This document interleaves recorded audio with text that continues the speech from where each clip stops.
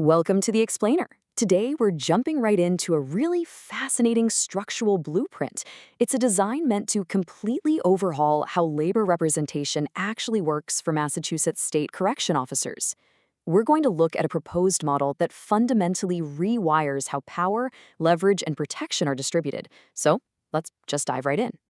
Here's our quick roadmap. We're breaking this down into 6 core parts: strategic independence, shared power, fearless retiree reps, holding the defense line, unrestricted whistleblowing power, and finally, securing earned benefits.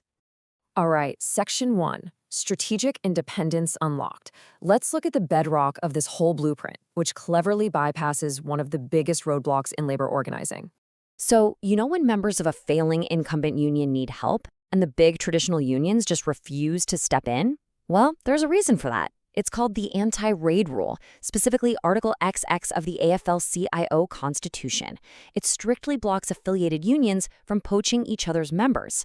But by setting this new organization up as a strictly independent entity, completely outside those traditional federations, they become entirely immune to that rule. It's a brilliant workaround.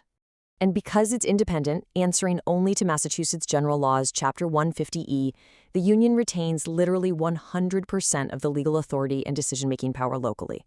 They aren't answering to some massive national headquarters, they only answer to the state's Department of Labor Relations. Now, having total local control doesn't mean they're out there on an island. Actually, think of it more like a general contractor strategy. They keep their autonomy, but they legally subcontract heavyweights for the really specific battles.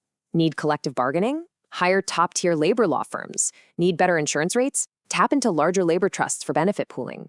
Need training? Subcontract premier labor educators. They get all the firepower of a massive union, completely minus the big union internal politics. Moving on to Section 2, Shared Power through a Joint Council. Let's step inside the command center. This is absolutely crucial. Structural control is explicitly shifted here. It doesn't rest with just one demographic. Instead, the executive board functions as a joint council made up of both active employees and retired Massachusetts state correction officers. It's a hybrid command structure built to fiercely protect an officer through every single phase of their career. The active employees on this council, they're bringing what the source material brilliantly calls the unvarnished ground truth. They aggressively report the stark realities inside the walls. They're making sure immediate working conditions, acute crises, and daily operational grievances are handled right now, today. And the retirees on the council, they act as a firewall. Armed with all that institutional memory, their main job is to guarantee the overall benefit direction is secure.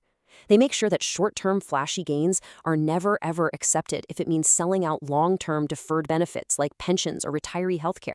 Okay, Section 3, Fearless Retiree Business Agents. This part tackles a really glaring conflict of interest in standard unions. Think about the typical setup.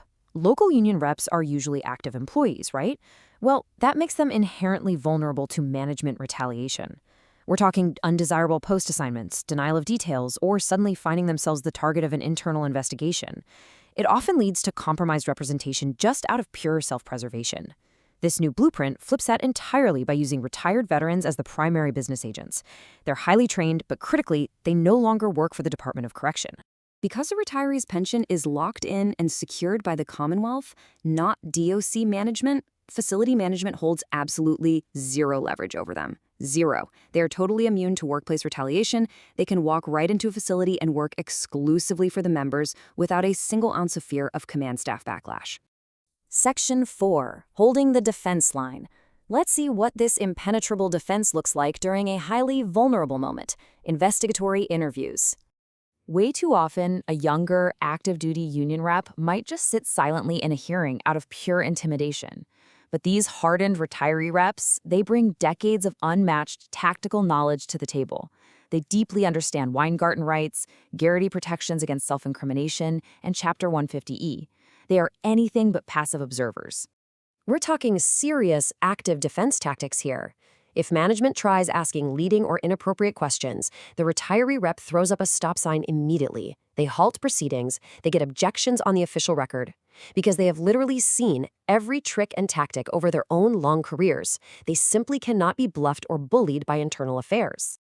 Section 5, Unrestricted Whistleblowing Power. This is the built-in alarm system, and it highlights the crazy power of the retiree rep acting as a private citizen. Active duty union officials are gagged by the slow internal bottlenecks of their collective bargaining agreement. If they see a hazard, it usually stays in-house. But check out this workflow.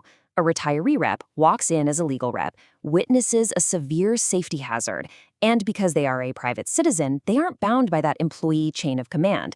They have the absolute authority to bypass those slow internal grievance procedures entirely. And they can go straight to the top. They can directly contact external state authorities, the Department of Labor Standards, the Department of Public Health, the State Inspector General, or even the state police. It creates a terrifying reality for a negligent administrator, because these private citizen reps can instantly bring the full weight of the state crashing down on a facility. Finally, Section 6, Securing Earned Deferred Benefits. We've reached the vault. This is the core motivation behind the entire blueprint. It's the obvious question, right? Why on earth would veterans who have already put in their time and earned their rest purposefully jump back into the high-stress chaos of correctional facility politics? 2 words: mutual survival. Pensions, retiree healthcare percentages, all those post-retirement benefits, they rely entirely on the strength of the current active workforce. The retirees driving this model understand that fiercely protecting the active officers is literally the only way to safeguard the benefits they spent decades bleeding for. So what you end up with is this completely unified, unbreakable front. Active officers get fearless representation from veterans who literally cannot be bought or threatened. Retirees secure their livelihoods by keeping a controlling voice on the Joint Council. And the union keeps ironclad local control while outsourcing the heavy lifting to specialized subcontractors. It completely strips the leverage away from management and hands it right back to the officers. So, as we wrap up this explainer, I want to leave you with a thought. We've just analyzed a highly specialized, retaliation-proof structure custom-built for correctional officers. But if this general contractor and hybrid council blueprint actually works to neutralize management leverage and ensure mutual survival, how could this reshape public sector union strategy everywhere? It is a fascinating evolution in labor rights, and definitely something we're going to be keeping our eyes on.